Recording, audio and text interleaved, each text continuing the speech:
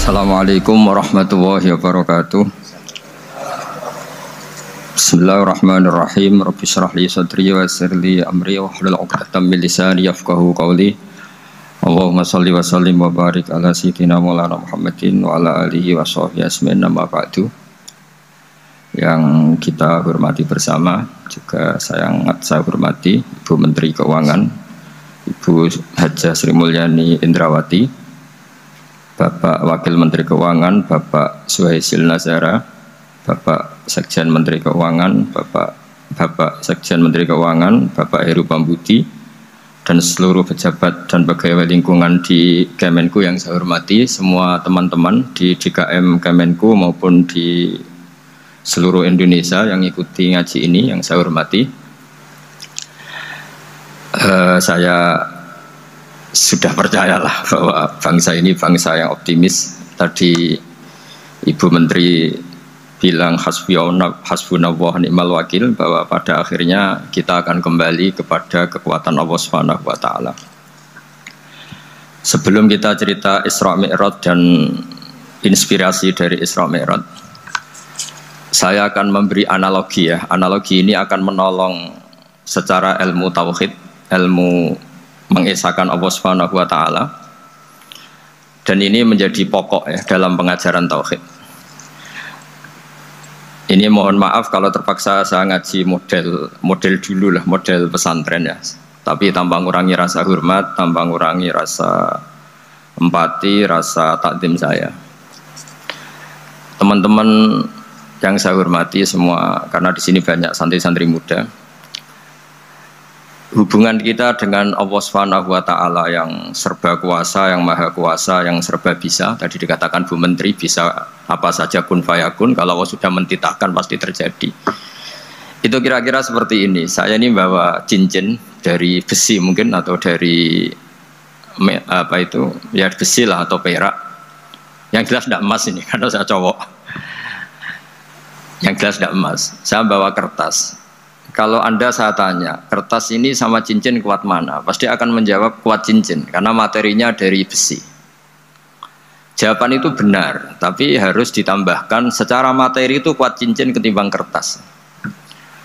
Tapi Anda salah, harusnya menjawab ya terserah Gus Bahak, karena yang megang itu Gus Bahak. Karena bisa saja saya punya rencana menghancurkan cincin ini, sementara saya punya rencana mengabadikan kertas ini. Kira-kira gitu hubungan manusia dengan Allah Subhanahu wa taala. Jadi hal yang kita kira abadi karena materinya kuat, ternyata Allah punya rencana menghancurkan.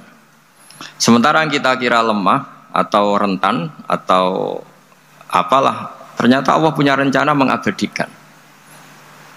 Di sini kemudian istilahnya orang-orang tasawuf, wa tafwidil umur ila mudabbiriha. Kita sebagai manusia menyerahkan urusan pada pengaturnya, pada yang punya. Bukan wilayah kita mengatakan cincin ini lebih kuat ketimbang atau lebih abadi ketimbang kertas, karena saya punya rencana menghancurkan cincin tapi ingin mengabadikan apa? Kertas. Sehingga tentang pandemi, tentang tragedi sosial, tentang apa saja kita tidak pernah tahu rencana Allah itu mana yang lebih awet. Jangan-jangan kita takut pandemi, saya berkali-kali ngaji, mati kita kecelakaan.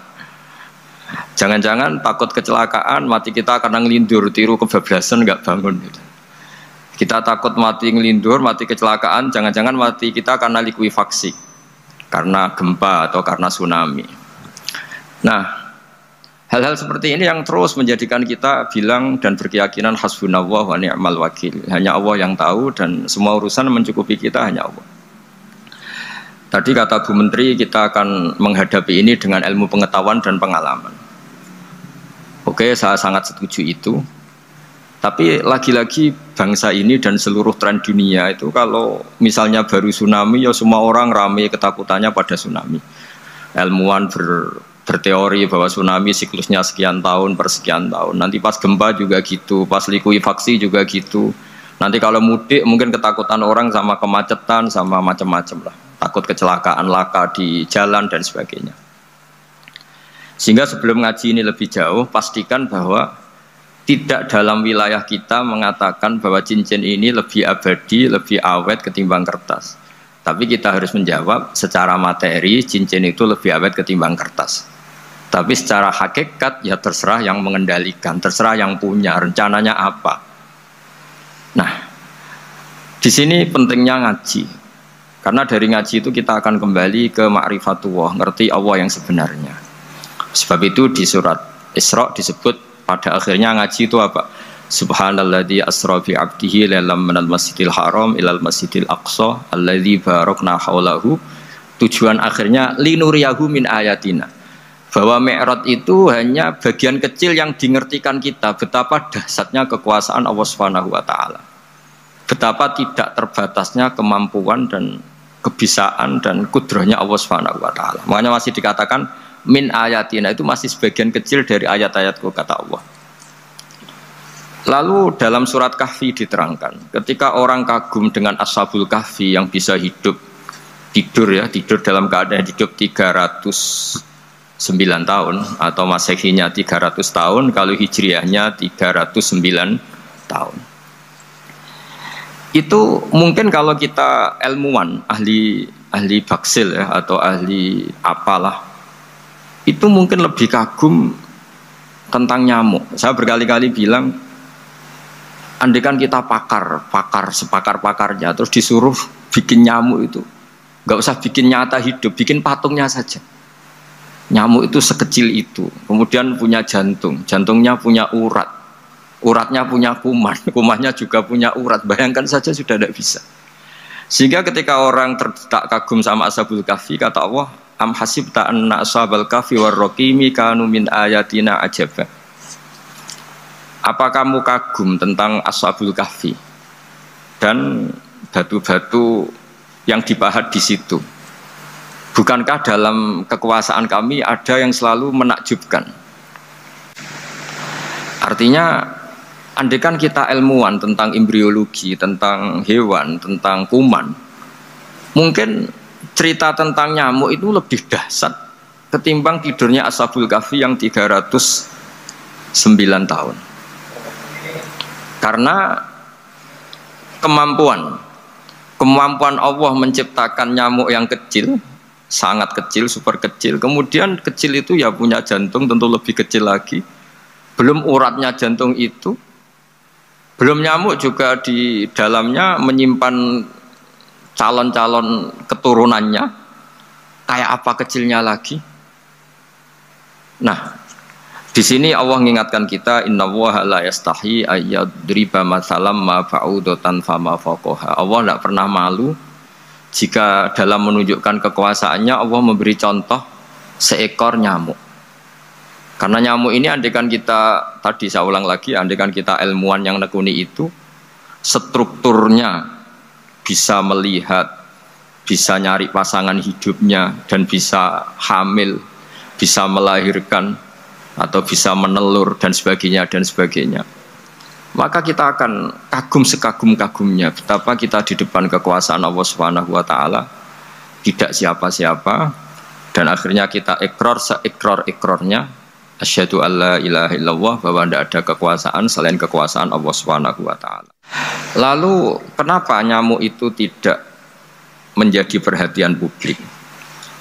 Ternyata kita dibodohkan oleh kepentingan kita sendiri. Karena dari awal kita menganggap nyamuk itu problem, penyakit.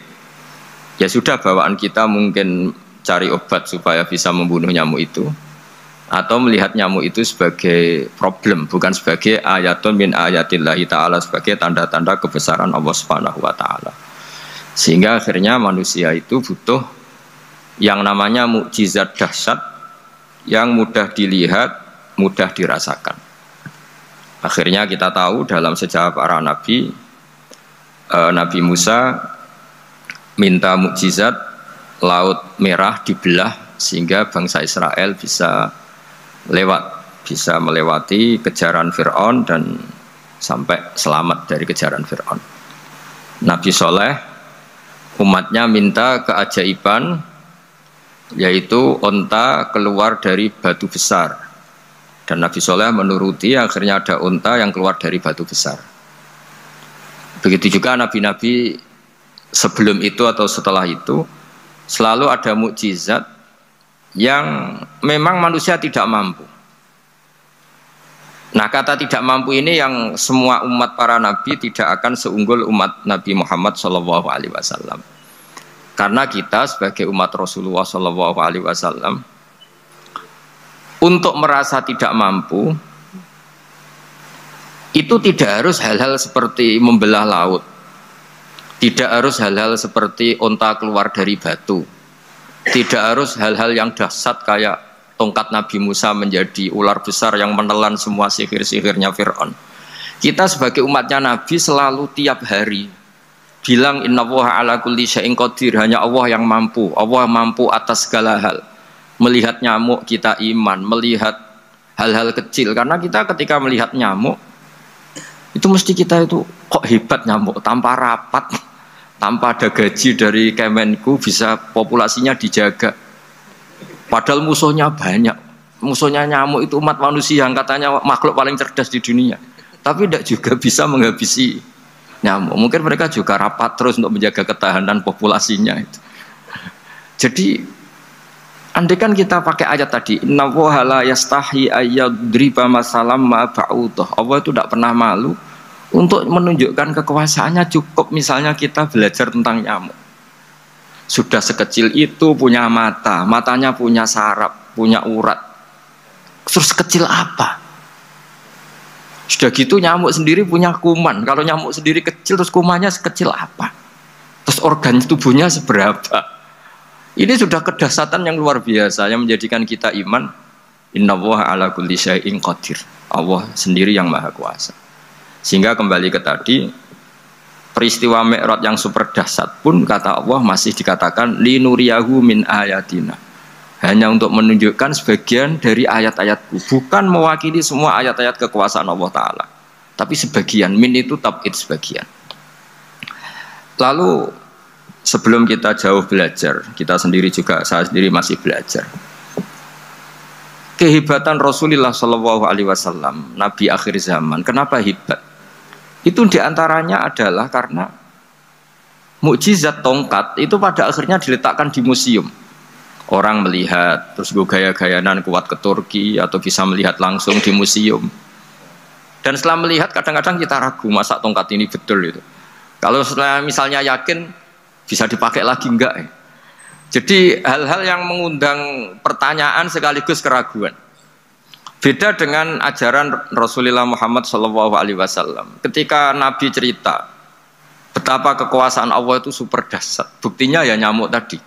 Kayak apa susahnya bikin nyamuk? Sudah kecil, punya organ tubuh tentu lebih kecil, punya urat lebih kecil lagi, punya kuman yang lebih kecil lagi, dan kuman itu juga punya organ tubuh lebih kecil lagi. Itu mbok kamu udah usah ke Turki, kamu hidup di kampung, di pedalaman, sudah menyaksikan Anallaha ala kulli syai'in qadir, bahwa Allah itu maha kuasa. Nah, ngaji bareng ya, ngaji seperti ini, saya termasuk kiai yang selalu berkampanye supaya orang ikrar seikrar-ikrarnya bahwa kita ini di tangan Allah Subhanahu wa Ta'ala. Saya kemarin-kemarin ngaji sama orang-orang Grab, juga barusan 3 hari yang lalu, 4 hari yang lalu ngaji sama teman-teman disabel atau difabel. Karena mereka kalau dibahasakan disabel gak mau, tapi komunitas internasional mintanya dis pakai bahasa S, tapi kita di Indonesia pakai difabel. Akhirnya kita tahu, ternyata orang yang kita kira menderita karena fisiknya, ternyata kadang lebih bahagia. Karena Allah bisa mengalihkan pikiran untuk positif. Saya berkali-kali guyon di depan para tamu. Saya pernah punya tamu itu perempuan gak cantik miskin lagi. Itu nyata ini. Gus doakan supaya suami saya kaya. Terus saya bilang, memangnya kalau sudah kaya ngapain itu? Ya paling tidak rumah saya diganti, mobil saya diganti. Tapi nanti akhirnya ngevaluasi Anda juga ingin diganti gitu. Karena setelah rumahnya mewah, pakai mobil mewah, pasti yang dievaluasi bukan rumah dan mobil, tapi Anda. Kok nggak pas ya wajah gini di rumah saya gitu. Kok nggak pas wajah gini kok di mobil mewah. Akhirnya ibu-ibu tadi sudah aku nggak jadi gitu. Jadi mungkin barokahnya pandemi itu nanti Ibu Menteri itu jadi kelihatan hebat karena ada pandemi kok Indonesia bertahan itu. Tapi kalau nggak ada pandemi kan ya biasa aja, memang normal gitu. Kiai juga gitu, diuji santri yang kadang beling, umat yang nggak jelas. Itu memang ujiannya. Kalau nggak ada ujian ya nggak keren gitu. Kayak ya biasa aja lah kita adepin, ya kita tadi kata Bu Menteri ya kita ikhtiar dan berdoa. Lalu saya ulang lagi. Jadi logika itu bisa pakai analogi. Analoginya tadi, salah Anda kalau mengatakan cincin ini lebih kuat ketimbang kertas. Yang benar adalah secara materi ini lebih kuat ketimbang kertas. Tapi soal nanti kekuatannya sampai kapan terserah yang punya. Bisa saja saya punya rencana besok ini saya luluhkan, saya hancurkan, yang ini saya simpan. Kayak apa dulu dinosaurus itu kuatnya kayak apa? Habis. Ayam yang selemah itu sampai sekarang masih ada. Karena Allah menghendaki dinosaurus diakhiri, sementara ayam tidak. Kayak apa nyamuk itu yang musuhnya orang seluruh dunia, ditemukan apa, mulai begon apa, tapi sampai sekarang bertahan. Apa kita perlu konsultasi sama nyamuk gimana ini kok bisa bertahan, resepnya apa gitu. Karena Allah menghendaki itu disisakan masih. Nah, kemudian kenapa ada peristiwa Isra Mi'raj? Saya termasuk orang yang sering menulis tentang fikih sholat, tapi nulis saya untuk diri saya sendiri tak pakai ngaji. Tidak saya bukukan, memang saya sengaja karena ribet biasanya penerbit itu, terus bicara royalti apa, kita kan mulai kecil dilatih ikhlas, jadi kalau komersial itu jadi bingung karena tidak biasa komersial, jadi kalau diajak komersial itu malah jadi bingung. Nabi ketika Mi'raj ini yang jarang dikaji, sebetulnya kalimat-kalimat dalam sholat pertama Rasulullah Muhammad SAW ketemu Allah itu Nabi maju ini Jibril sebenarnya mau ikut. Karena Nabi bilang, ya Jibril jangan tinggalkan saya sendiri. Terus kata malaikat Jibril, sudah makam saya sampai sini, kelas saya sampai sini aja. Enggak, kamu harus nemani saya. Ketika memaksa nemanin, beliau tidak kuat. Di beberapa riwayat dijelaskan sampai beliau pingsan, sampai beliau tidak sadar. Akhirnya terus ada ayat, wa ma minna illa lahu maqamu ma'lum. Kita punya kelas tertentu yang enggak levelnya sampai sana. Akhirnya Nabi masuk wilayah itu, area itu, dan Nabi ngendikan at-tahiyatul mubarakatus sholawatut thayyibatulillah. Kira-kira maknanya semua kehormatan, semua kebaikan, semua yang bersembah suci itu milik Allah Ta'ala. Lalu Allah menjawab, assalamu alayka ayyuhan nabiyyu wa rahmatullahi wa barakatuh, bahwa kamu Muhammad mendapat salam dari saya, mendapat semua kehormatan, semua keselamatan. Kemudian Nabi itu karena sebagai hamba yang tidak egois, tidak ingin kalau nikmat dirasakan sendiri, tidak ingin kalau sedang senang beliau sendiri yang merasakan, beliau ngendikan assalamu alayna wa ala ibadillahi sholihin. Ya Allah tolong bahwa status selamat itu tidak hanya milik saya, tapi milik siapa saja yang soleh. Soleh itu ya sesuai kelas masing-masing. Setelah itu para malaikat melihat kebaikan Nabi yang seperti ini, melihat mentalnya atau keinginannya yang luar biasa untuk baik kepada semua orang, wa ala ibadillahi sholihin. Terus malaikat saat itu rame-rame bersaksi asyhadu alla ilaha illallah wa asyhadu anna muhammadar rasulullah. Catatannya apa di sini? Bahwa ternyata kesaksian tentang syahadat itu dimulai rasa tidak egois, merasa bahwa rahmat ini harus dirasakan semua orang. Wa ma arsalnaka illa rahmatan lil alamin. Jadi rahmat ini harus dirasakan banyak orang. Kita tahu misalnya Islam melarang narkoba misalnya. Memang narkoba itu mengganggu. Hampir semua kecelakaan rata-rata faktor supir itu narkoba. Begitu juga pembunuhan yang sadis, rata-rata efek dari pengaruh narkoba. Sehingga Islam keras sekali tentang narkoba. Dan alhamdulillah di Indonesia ditangani BNN yang sangat serius melawan narkoba. Nah, keputusan Islam melarang narkoba itu keputusan yang luar biasa, yang menjadi berkah bagi semua. Begitu juga keputusan Islam tentang melarang zina, melarang perbudakan, melarang penipuan. Dan Islam mendukung misalnya gerakan nikah, gerakan adil, gerakan keseimbangan dan kemanusiaan. Sehingga agama ini akan dinikmati siapa saja karena ajarannya. Lalu agama ini bisa nikmat, itu solusinya gampang menurut Rasulullah, yaitu sholat. Nabi itu kalau pusing menghadapi banyak hal, yaitu mesti keluar masuk, terus tanya sama istrinya, kapan waktunya sholat, kapan Bilal datang. Dulu kalau mau waktu sholat, Bilal datang, ngetok pintu Nabi, ya Rasulullah sekarang waktunya sholat. Itu Nabi membahasakan sholat itu unik. Ini tentang Mi'raj ya, karena hasilnya ya sholat tadi. Arikhna ya Bilal. Arikhna itu tolonglah bikin nyaman saya dengan sholat. Sebelum kita belajar sholat secara serius, gampang. Kalau kita misalnya menteri atau kita ajudan atau kita apa, kayak apa asiknya kita kalau ngomong-ngomong sama presiden, bercengkrama dengan presiden atau dengan menteri atau dengan kiai, dengan atasan. Sholat itu media di mana kita asik dengan Allah Ta'ala. Kalau kita bisa asik dengan atasan yang manusia, apalagi ini asik dengan Allah Subhanahu wa Ta'ala. Sehingga kita harus malu kalau sholat tidak asik. Kita ketemu orang yang kita hormati saja asik, masa ini ketemu Allah Ta'ala tidak asik. Sehingga dulu, bawaannya orang dulu itu kalau sholat, untuk tidak cepat itu harus diperintah. Dulu para nabi, para sahabat, kalau sholat itu lama-lama. Sehingga sampai nabi yang turun tangan, wahai para sahabatku, kalau kamu jadi imam jangan lama-lama. Karena dulu semua orang itu penikmat sholat. Sehingga untuk tidak lama itu nunggu diperintah. Kalau kamu jadi imam jangan lama-lama, kasihan makmumnya itu.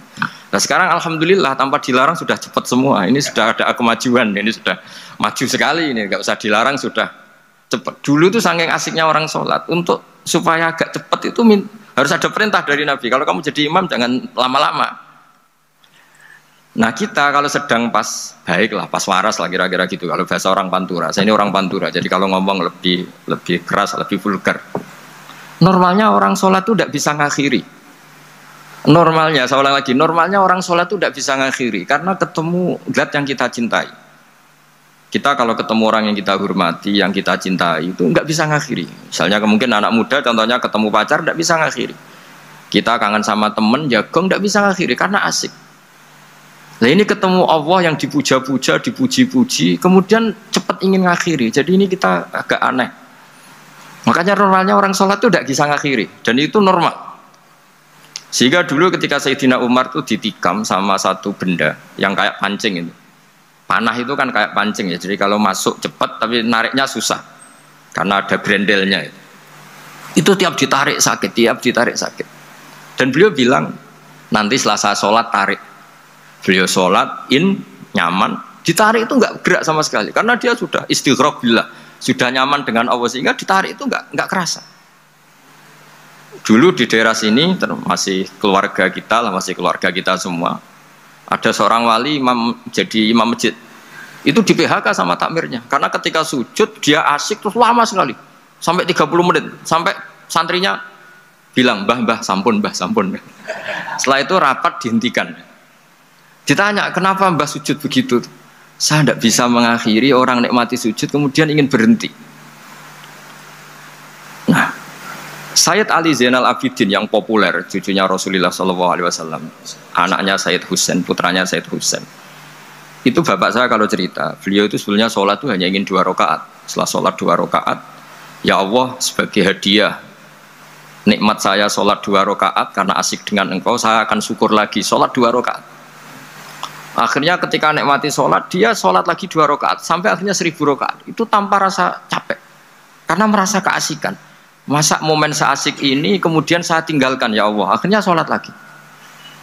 Sehingga ada seorang wali ditanya, "Kamu ingin masuk surga?" Tanya, "Di surga ada sholat enggak?" Enggak ada kan? Wah kalau enggak ada sholat saya enggak masuk surga. Terus dibilang, "Ya sholat aja." Terus dia mau masuk surga. Kalau kita akan kebalikan, kita ini masuk surga itu sebetulnya kita ngawur sekali. Ngawurnya adalah, hore masuk surga, tidak ada sholat lagi, tidak ada puasa lagi. Jadi ini kan, kita ini jadi makhluk yang aneh. Jadi kita ini masuk surga senang karena sudah ada kewajiban apa? Sholat. Jadi ini agak aneh. Sesuatu yang menjadikan kita masuk surga, tapi sesuatu yang kita benci setelah masuk surga. Asiklah di surga karena tidak ada sholat. Nah, apapun kondisi kita harus latihan kita entah seberapa kadarnya ingin niru Rasulullah SAW ketika ngendikan wa qurratu aini fi sholat, nyamanku hatiku tentram kalau saya pas sholat. Sehingga tadi sudah saya katakan tadi, dulu itu untuk menghentikan sholat itu susah, sampai Rasulullah sendiri yang merintahkan, "Hei para imam kalau sholat jangan lama-lama."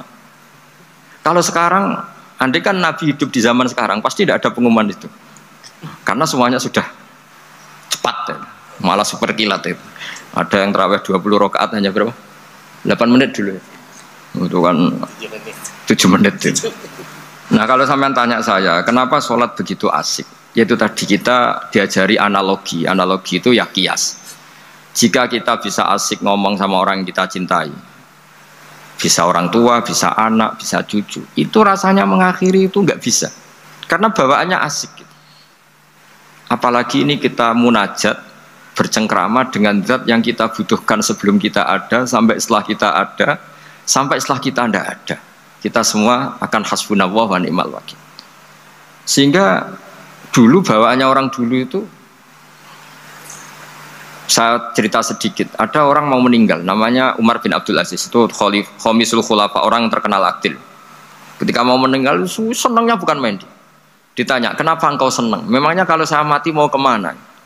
Ketika saya hidup dengan segala nikmat itu ya karena Allah Ta'ala. Saya nanti mati ke zat yang sama, dikelola oleh zat yang sama, yaitu Ar-Rahman Rahim. Dulu saya disayangi Allah, paling setelah mati juga disayangi Allah. Karena yang jadi Tuhan setelah mati, Tuhan yang sama ketika di dunia, yaitu Rahman Rahim. Cerita legenda yang lebih dasar dari itu, masyhur itu Jalaluddin Ar-Rumi. Ketika dia mau meninggal, semua muridnya nangis, beliau marah. Kenapa kamu menangis? Ya karena guru mau meninggal. Kamu itu ngawur sekali. Saya ini sudah lama menunggu hari seperti ini, bisa ketemu zat yang saya cintai, malah kamu menangis. Ayo kamu nari sebagai pesta kematian saya. Tapi ini nggak bisa ditiru ya, karena kalau kita niru, nggak usah dilarang juga nggak bisa niru kayak kita. Cuma saya maklumatkan jangan ditiru. Meskipun nggak usah dilarang juga nggak akan bisa niru. Sehingga orang-orang dulu itu bawaan kalau mau kabundut itu ya asik. Rasulullah SAW ketika mau wafat, intaqala ila rafiqil a'la, itu ditanya sama istri-istrinya, lalu engkau mau kemana?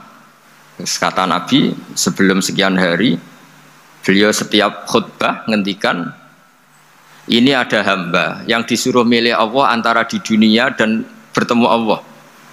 Kalau kamu jadi hamba itu milih mana? Di dunia yang penuh problem ini, apa milih ketemu Allah yang Rahman Rahim, yang hubungannya dengan kamu itu ngasih dan ngasih. Kamu tidak mungkin kan hubungan dengan Allah memberi, kamu bisa apa? Kita hubungan dengan Allah pasti hanya mendapat, dikasih nyawa, dikasih oksigen, dikasih bumi tidak bayar, dikasih air juga tidak bayar. PDAM dikelola siapapun bayar, oksigen di rumah sakit bayar. Hubungan kita dengan Allah tidak pernah bayar oksigen, tidak pernah bayar sewa bumi, punya kolam renang laut seluas itu ya tidak pernah bayar. Udah gitu kolam renangnya menghasilkan ikan. Kalau kita kan semuanya utang jasa sama Allah, dan reputasi Allah itu dengan kita hanya memberi, tidak pernah meminta. Akhirnya hubungan-hubungan inilah yang menjadikan terus semua sahabat jawab, ya kalau kita jadi hamba itu pasti milih Allah lah. Jadi Nabi itu saking pinternya orang, supaya orang siap dengan keberangkatan beliau itu dibikin satu taksis, satu apa? Kalau orang Jawa bilang itu dikai persemon, dikai mukaddimah. Supaya orang-orang itu siap kalau Nabi ngendikan. Kalau kamu seorang hamba disuruh ketemu Allah sama hidup di dunia yang fana ini, milih mana? Ya milih ketemu Allah. Ketika akhirnya Rasulullah wafat, ternyata orang itu adalah Rasulullah. Ya akhirnya sahabat bilang, ya iyalah, masa dengan kita sama Allah milih ketemu kita, pasti milih ketemu Allah. Nah, sholat itu mi'rajul mu'min. Sholat itu adalah cara seperti itu. Kita manja dengan Allah meskipun dengan segala problem. Ketika itidal kita tetap memaklumatkan Rabbana lakal hamdu mil'us samawati wa mil'ul ardi wa mil'u ma syi'ta min syai'in ba'du. Engkau zat yang selalu layak dipuji di langit maupun di bumi. Dan langit bumi ini karena terbatas masih ditambahi wa mil'u ma syi'ta min syai'in ba'du. Dan seluas apa saja engkau kehendaki. Apapun hebatnya langit bumi ini tetap terbatas, ada ruang dan waktu. Makanya ditambahi wamil umasik tamin seimbatu, dan segala puji ini memenuhi semua yang engkau kehendaki. Saya berkali-kali bilang kalau hubungan dengan Allah nyaman, caranya gitu. Kalau kita sakit, bayar oksigen. Kalau kita butuh air, bayar PDAM. Allah itu tidak pernah nyuruh kita bayar. Apa saja hubungan dengan Allah. Nah, sholat itu maklumat bahwa kita apapun problemnya, alhamdulillah rabbil alamin. Kita maklumatkan terus bahwa kita bersyukur. Lalu kita Rabbana lakal hamdu. Makanya saya sering kalau disuruh Gus doain supaya pandemi cepat berlalu. Saya ini kan kalau kiai ya, kiai itu tidak apa ya. Saya pernah di Jogja pas gempa. Ya orang-orang ya susah. Saya ini caranya susah saja sampai tidak tahu, karena bukan karena sombong ya, karena ya mau apa gitu. Memang Memang nggak bisa apa-apa kan kita manusia. Jadi saya mohon sholat ini jadi media yang luar biasa. Jadi di antara makalah Imam Syafi'i paling terkenal itu fasihan idama kana fi dzikri rabbih wa fi ma siwahu kana fin nasi ajama. Orang baik itu orang yang fasih. Fasih itu lantang dan cerdas dan vulgar dan nyaman ketika ngomong tentang Allah. Sholat itu semua hubungan kita ngomong dengan Allah. Misalnya kabira walhamdulillah katsira. Hanya Engkau yang maha besar ya Allah. Orang yang katanya terkuat di dunia karena presiden superpower misalnya, nyatanya waya mati ya mati. Kalau nggak makan lemes. Jadi orang kita sadar. Yang katanya orang terkuat paling hebat kalau nggak makan lemes. Artinya ternyata hanya sekuat itu. Dia bisa instruksi seluruh dunia misalnya untuk apa ya. Tapi coba apa dia kuat nggak makan 2 hari. Makanya hikmah puasa itu orang tahu. Ternyata makhluk yang paling mulia itu manusia. Kalau nggak makan nasi 1 piring itu ya mati. Berarti hidup nasi sama manusia. Nanti kalau nasi bilang saya tidak butuh kamu, tapi kamu butuh saya, itu habis kita sudah. Makanya ketika ada orang yang mempertuhankan manusia itu Allah cara menafikan itu hanya bilang kana yakulanit to'am. Yang kamu tuhankan itu makan. Hanya makan itu kalau dia tidak makan lemes. Jadi kiai itu atau manusia-manusia yang dekat Allah al-arif billah itu ketika mengatakan kabira walhamdulillah katsira subhanahu wa bukrata wa asila itu kelihatan. Makanya Quran kalau mencibir kita, falola in kuntum ghaira madinin tarji'unaha in kuntum shadiqin. Kalau kamu merasa dikjaya, mbok jangan mati, mbok jangan tua. Sudahlah hidup terus. Dikjaya kok mati gak keren. Orang top kok mati itu gak keren. Jadi apa cara gojlek tuh ya sudahlah kalau kamu hebat jangan mati katanya. Nah, sholat tuh mengingatkan itu terus. Sampai kita bilang inna sholati wa nusuki wa mahyaya wa mamati lillahi rabbil alamin. Gusti, saat ini saya ikrarkan hidupku, matiku semuanya terserah Engkau. Nah, lagi-lagi tadi ketika kita bilang cincin ini lebih kuat ketimbang kertas, Anda salah. Karena itu hanya secara materi. Kuat tidaknya terserah yang mengendalikan. Karena saya punya rencana menghancurkan cincin ini, besok mau saya lebur, sementara saya mau mengabadikan kertas ini. Nah, disinilah terus kita diajari misalnya di surat Yasin yang populer, Allah itu siapa? Allah itu subhanalladzi biyadihi malakutu kulli syai', yang mengendalikan semua sesuatu.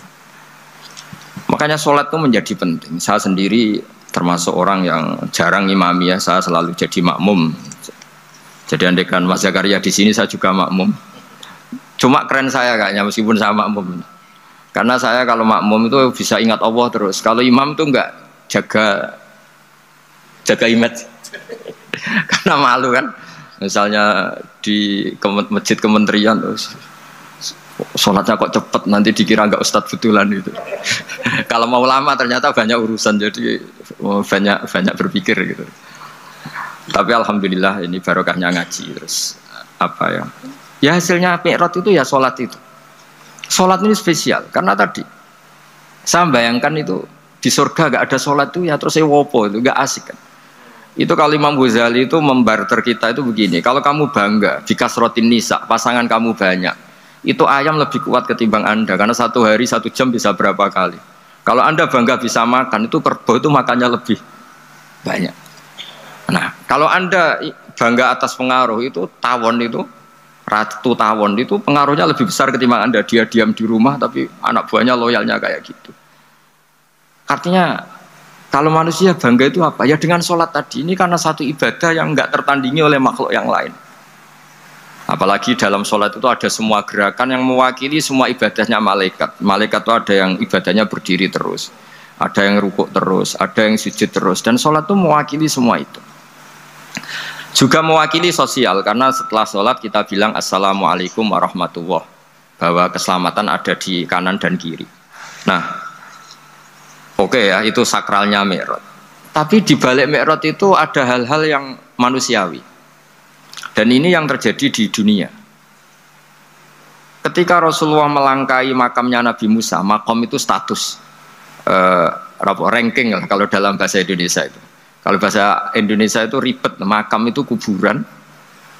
Makanya orang Indonesia sering tanya saya, Gus, makamnya Nabi Ibrahim kok batu? Makam yang dekat Ka'bah itu bukan makam dengan makna Kuburan itu tempat yang dipakai Nabi Ibrahim membangun apa? Ka'bah. Cara Jawa pancatan itu. Nabi Musa itu gak terima, komplain sama Allah. Ya Allah, ini lebih junior ketimbang saya. Kenapa makomnya melangkahi saya? Ini tidak fair. Jadi di mana-mana manusia itu kalau disalib junior itu ya tidak terima. Ya ada manusianya. Terus ditanya sama malaikat Jibril, kenapa kamu gak terima?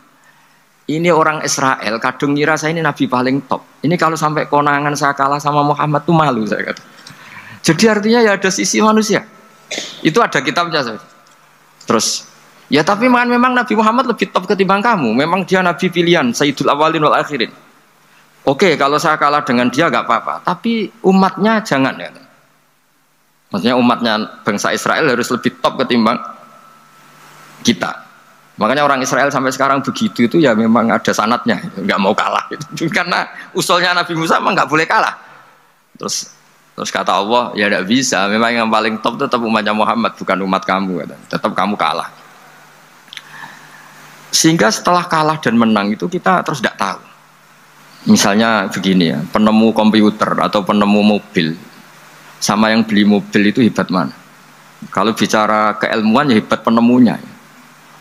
Tapi kalau bicara kapitalistik, udah bikinkan mobil yang mewah gini-gini, nanti tanggal ini jadi ya. Hebat mana yang nyuruh sama yang disuruh? Kalau logikanya pakai gitu. Hebat mana yang nyuruh sama yang disuruh? Artinya kamu milih jadi mana? Penemu mobil, hebat kan? Tapi terus sama orang kaya diminta, bikinkan ini, speknya seperti ini, selesai gini. Hebat mana? Nyuruh sama disuruh? Menyuruh. Tapi yang nyuruh tidak bisa bikin mobil, yang disuruh bisa. Pinter mana? Pinter yang disuruh. Tapi pertanyaannya, wong bisa nyuruh ngapain bikin sendiri? Pinter mana? Ini mohon maaf karena di sini banyak orang nggak jelas-jelas juga. Artinya terus subjektivitas manusia ini tetap ada gitu. Kalau bisa beli ngapain bikin gitu. Tapi kalau bisa bikin ngapain beli. Nah mungkin perdebatan di kementerian atau di yayasan atau di kampung-kampung atau di apa mesti begitu. Dari itu di Mi'raj juga digambarkan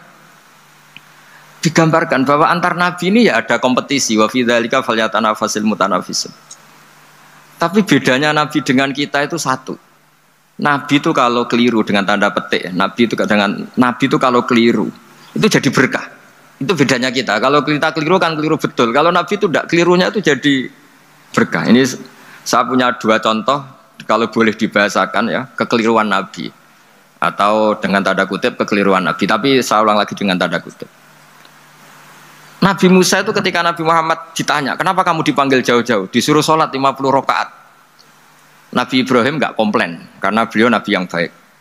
Semua Nabi nggak komplain, kecuali Nabi Musa. Kata Nabi Musa, jangan Muhammad, kebanyakan itu. Bilang ke Allah supaya di diskon. Katanya. Nabi kembali sama Allah, ya sudah tak kurangi 5. Turun lagi, masih berapa? 45. Masih kurang. Itu sampai 9 kali, akhirnya terkurangi berapa? 45 rakaat. Itu Nabi Musa masih bilang, udah minta lagi keringanan. Itu kalau diruti nggak jadi sholat kan? Kalau satu lagi kan masih terus hilang itu kewajiban sholat.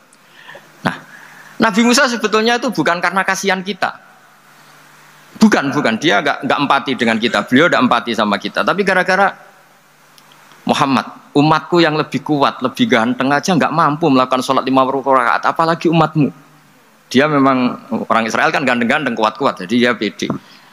Umatku yang lebih keren, lebih ganteng saja gak kuat, apalagi umatmu. Jadi sebetulnya dia minta keringanan itu karena corong Jawa ngeprekno kita, menyepelekan kita bahwa. Makanya saya ingin memberitahu Nabi Musa kalau ada umatnya Rasulullah yang namanya Sayyid Ali Zainal Abidin yang satu hari sholat 1000 rakaat. Jadi nanti kalau ketemu Nabi Musa, ini 50 aja, ini kuatnya malah 1000. Nah akhirnya, tapi barokahnya Nabi Musa yang sentimen ini, sholat gak jadi 50 tapi 5. Itu bedanya Nabi sama kita. Ada contoh yang lebih ekstrim, kelirunya Nabi itu Nabi Yunus. Nabi Yunus, tapi keliru yang barokah, saya ulang lagi. Nabi Yunus itu memaklumatkan ke masyarakatnya, nanti itu kalau kamu tidak nurut sama saya ada azab. Anggap saja azab itu hari Kamis lah. Besok hari apa ini? Besok hari Kamis ya? Besok hari apa? Kok lupa hari itu? Rebu apa Kamis? Besok. Besok. Besok. Lupa hari ya. Kata Nabi Yunus, 3 hari lagi akan ada azab. Tapi kurang 2 hari, kurang sehari umatnya masih dalam kemungkaran, dalam kemaksiatan, masih hura-hura. Akhirnya Nabi Yunus bilang, sudah ini tinggal sehari itu mau ada azab. Tapi mereka tetap hura-hura. Akhirnya Nabi Yunus itu, coro Jawa itu minggat. Memang bahasa Arabnya abako itu pergi yang tidak pamit. Itu kalau kamu cari di kamus, abako itu maknanya itu minggat, pergi yang tidak pamit. Sama Allah dibahasakan abako. So, wong ra bener kabeh, udahlah tak tinggalkan. Setelah ditinggalkan, Nabi Musa disalahkan sama Allah. Kamu itu Nabi tidak diperintah hijrah kok. Hijrah, syaratnya Nabi kan mengambil keputusan apa saja berdasar wahyu.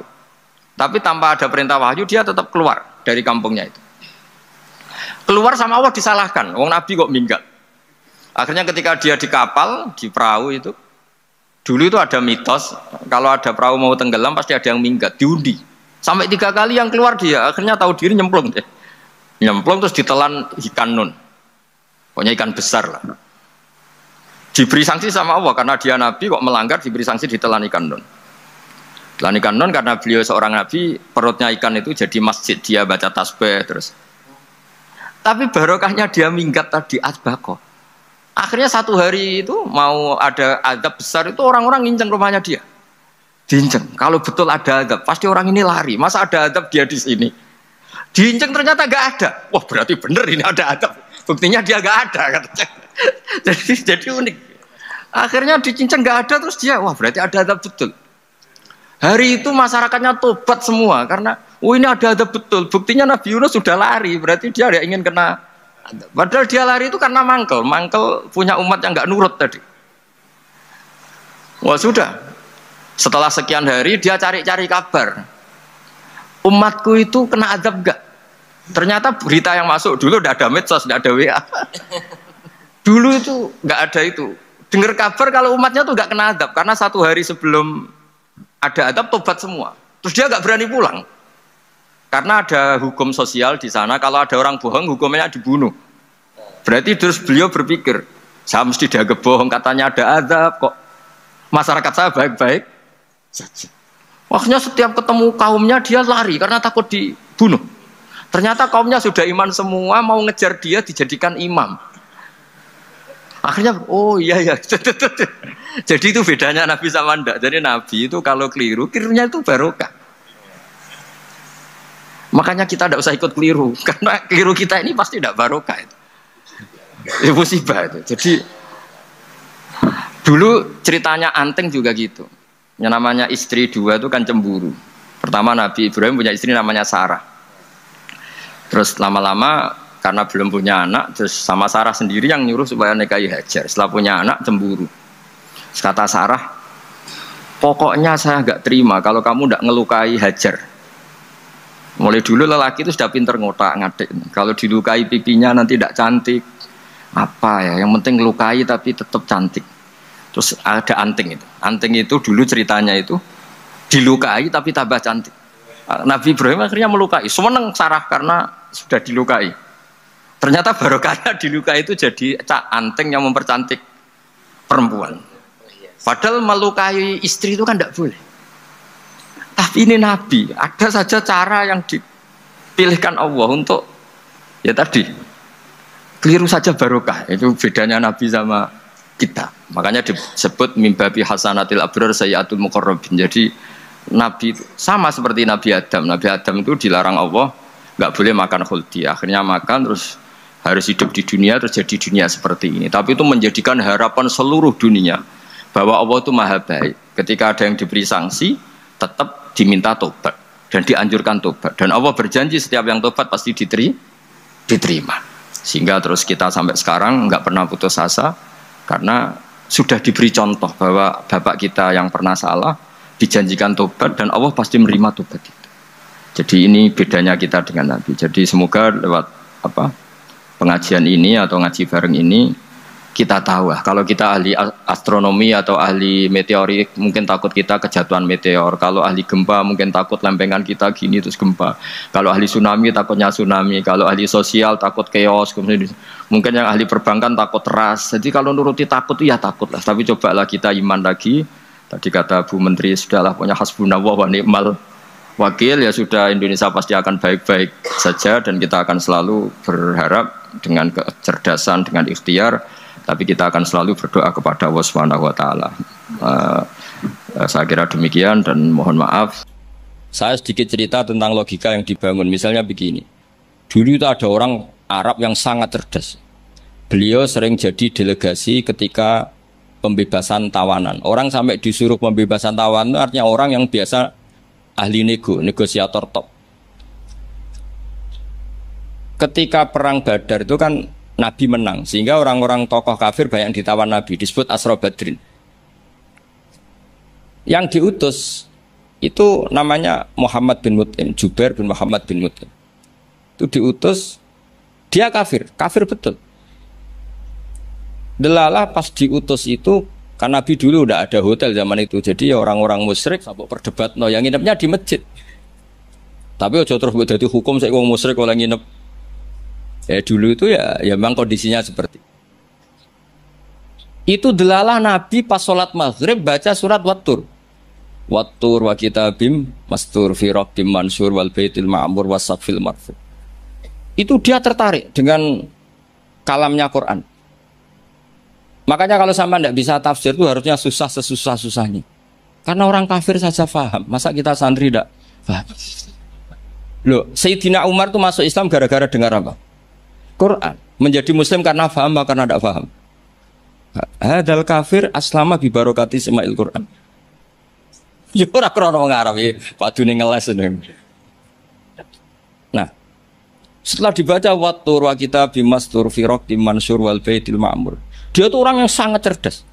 Ketika Allah mulai berargumen, di antara kalimatnya kira-kira gini, kata Allah, saya ada Tuhan tidak apa-apa, yang Tuhan kamu tidak apa-apa, yang Tuhan kalian tidak apa-apa, kata Allah.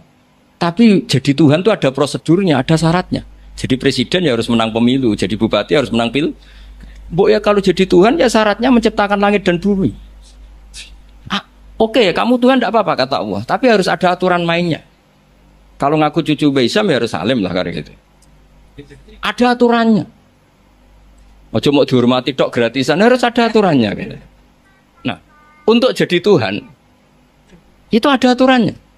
Lho kalau nirakna dawuh Mbah Zubair, mun kowe anakku kudu alim, mun dawuh Gus Najih gitu, kowe anakku kudu alim. Sehingga aturan mainnya jelas. Mboten nyinggung niki aturan. Enggak apa-apa kata Allah, saya ada Tuhan, yang Tuhan kamu. Tapi penuhilah aturan jadi Tuhan. Apa itu? Ya amkhuliku min ghairi syai'in. Kalau kamu jadi Tuhan harus kamu menjadi makhluk pertama atau orang pertama. Tidak ada yang mendahului kamu. Itu jenis disebut amkhuliku min ghairi syai'in. Jadi kamu wujud tanpa ada bapak, tanpa ada ibu, tanpa di bumi. Seperti Isa ya tanpa bapak, tapi dia lahir di bumi. Isa dengan bumi dulu mana? Kok enak gak ikut ciptakan, ikut jadi Tuhan. Amhumul khaliqun, ya setidaknya Tuhan itu pencipta lah. Terus ditanya, terus diteror terus, am khalaqus samawati wal ard. Apa kamu menciptakan langit dan bumi? Wah terus sampai akhirnya dia tidak kuat. Nabi ketika baca itu setelah sholat maghrib dia nangis. Ya Muhammad katanya, habis akal saya, otak saya habis, tidak bisa menandingi apa yang turun ke kamu. Saya masuk Islam. Ya itu namanya hujat. Orang itu gak bisa bergeming. Makanya Allah kalau adu argumentasi itu begitu fasihnya. Qul ara'aytum ma tad'una min dunillah aruni madza khalaqu minal ardi am lahum syirkun fis samawati. Itu nih kita terus. Allah itu rileks saja. Qul ara'aytum ma tad'una min dunillah. Coba kenali apa yang kamu sembah selain Allah. Aruni madza khalaqu minal ardi. Bu ya kalau ngaku Tuhan itu pas aku gawe bumi urun lah, melok roan lah. Am lahum syirkun fis samawat. Paling gak pas gawe langit itu melok bantur. Urun, sirkon itu kontribusi. Aku gaya langit bumi ora urun, pas gaya langit yo menengah. Ngerti-ngerti ngaku pangeran. Ku apa-apaan jadi. Wah itu kan orang Jari top tenan Muhammad sing turun niku sudah Islam saja Islam. Ya itu makanya ini ketok nak Imam Syatibi itu ahli tafsir sehingga kalau muji Quran dan disare di Sirajul Qorek yang dimaksud hujah itu apa? Adalah adillatul Quran al-la'ikhah wa hujajuhu al-wadih. Jadi Quran itu kalau sudah berargumentasi tidak bisa dibantah. Dan Allah rileks saja. Makanya Allah ketika disaingi itu tidak terus aruni madza khalaqu minal ardi am lahum syirkun fis sama. Kata Allah, enggak apa-apa kamu menyembah iblis, menyembah setan enggak apa-apa, tapi buktikan kalau setan dan iblis itu pencipta langit bumi. Ternyata enggak, ma asyatuhum khalqas samawati wal ardi wala khalqan fusi. Mbok yo kalau nuhankan sesuatu tuh yo dipikir lah. Syarat sahnya jadi Tuhan itu harus pencipta, enggak didahului oleh siapapun. Ada aturannya. Jangan selonang-selonang ngaku Tuhan. Sehingga ketika Fir'aun ngaku Tuhan, itu argumennya Nabi Musa itu pernah dimentahkan oleh Fir'aun. Ketika Fir'aun tanya Musa, wa ma rabbul alamin? Nabi Musa sempat jawab, rabbus samawati wal ard, yang nuhani langit dan bumi. Fir'aun masih bisa ngeles. Soal di bumi saya kemana-mana jalan, ma'alim tulakum min ilahin ghairi. Saya tidak pernah melihat Tuhan selain saya, yang dituhankan saya. Soal kemungkinan Tuhan Anda di langit, fa'ukit liyaha ma'un alatini faj'ali sorkhalla ali at-toli'u ila ilahi Musa. Sudah, Haman saya bikinkan piramida yang tinggi supaya saya bisa melihat Tuhannya Musa. Beliau itu kan celaka kalau betul Fir'aun naik pasti tidak melihat Tuhan karena Tuhan tidak bisa dilihat. Wong kita yang mukmin yang kiai saja tidak bisa lihat apalagi Fir'aun. Wes kiai wis gus wis ana sing salam tempel ora iso delok. Kadang digoleki barokah ora iso roh apa meneh. Fir'aun. Akhirnya Nabi Musa ganti argumentasi. Dan itu argumentasinya sederhana tapi Fir'aun kalah. Rabbukum wa rabbu abaikumul awwalin. Sing mengerani buyut-buyutmu.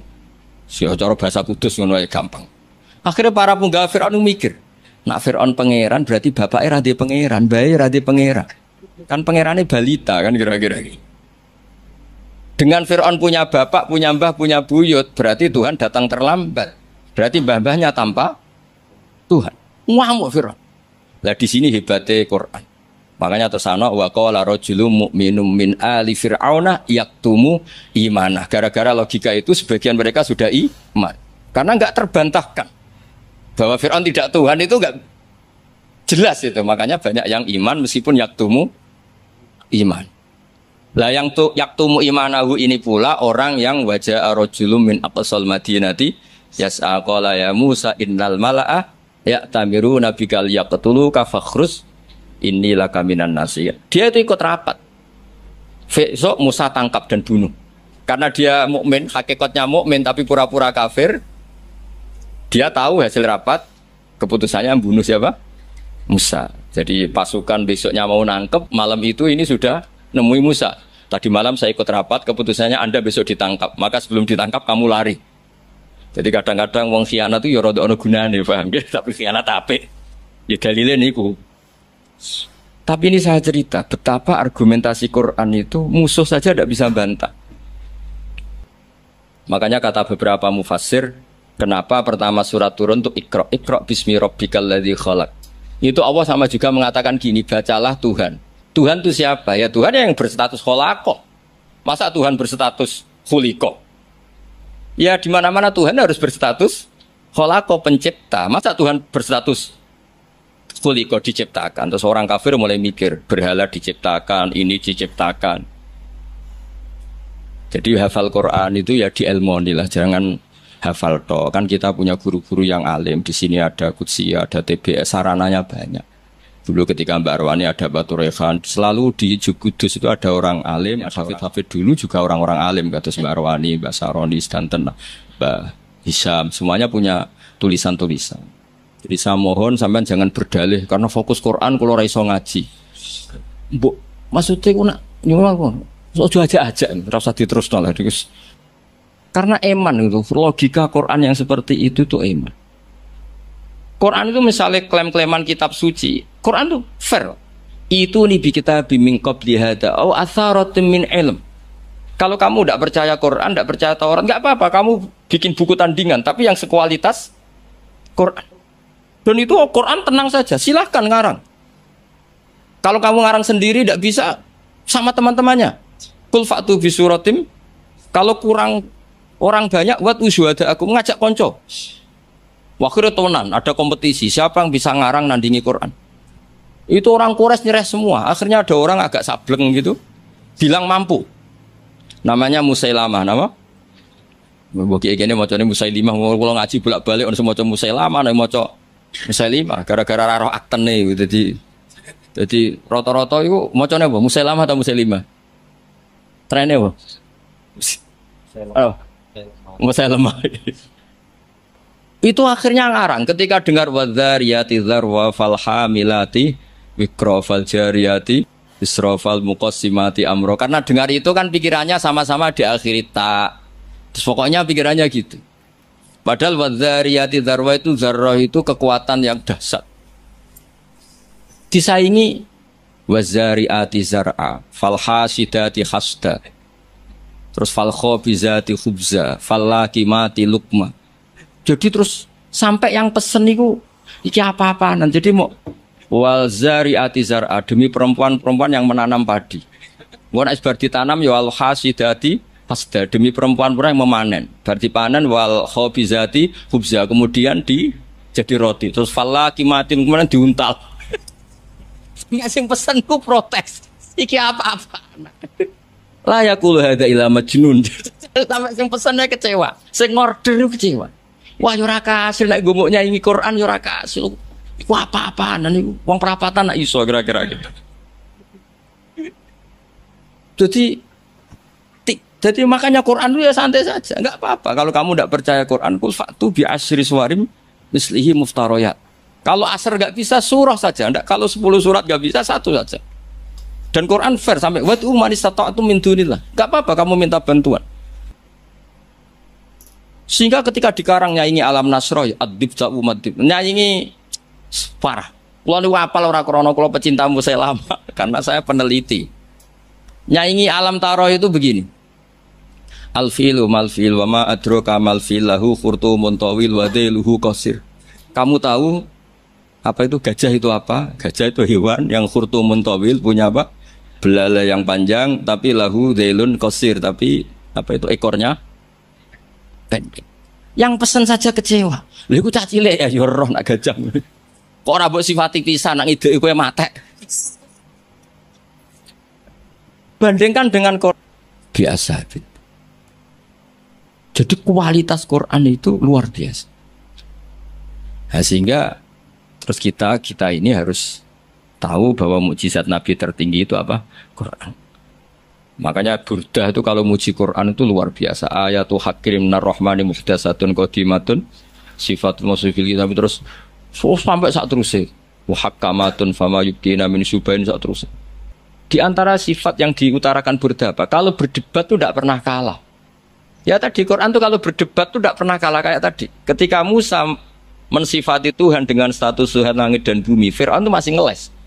Jadi ketika dikatakan yang nuhani nenek moyangmu, mafhumnya apa? Fir'aun tidak Tuhan karena punya nenek moyang. Kalau Fir'aun Tuhan berarti nenek moyangnya tanpa Tuhan. Ya, ini cerita-cerita tentang apa mukjizatnya. Kalau cerita sidik tentang kiro asapah. Ini kemudian sesi kedua nih.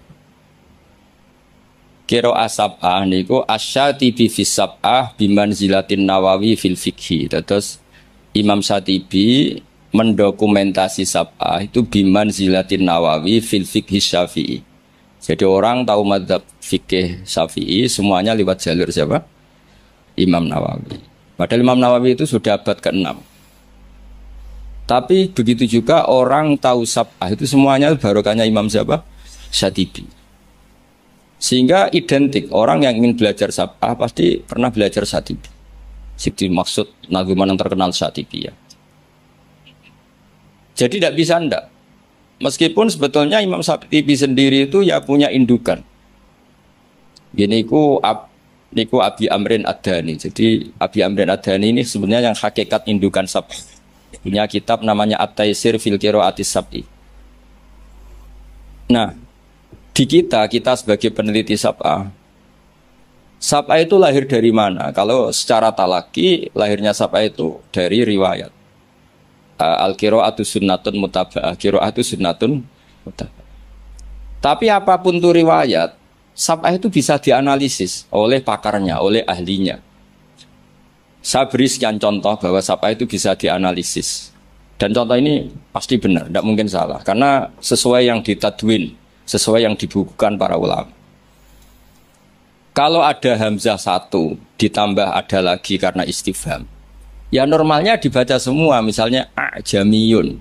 Memang a'jamiyun itu maknanya orang ajam. Memang sudah berhamzah.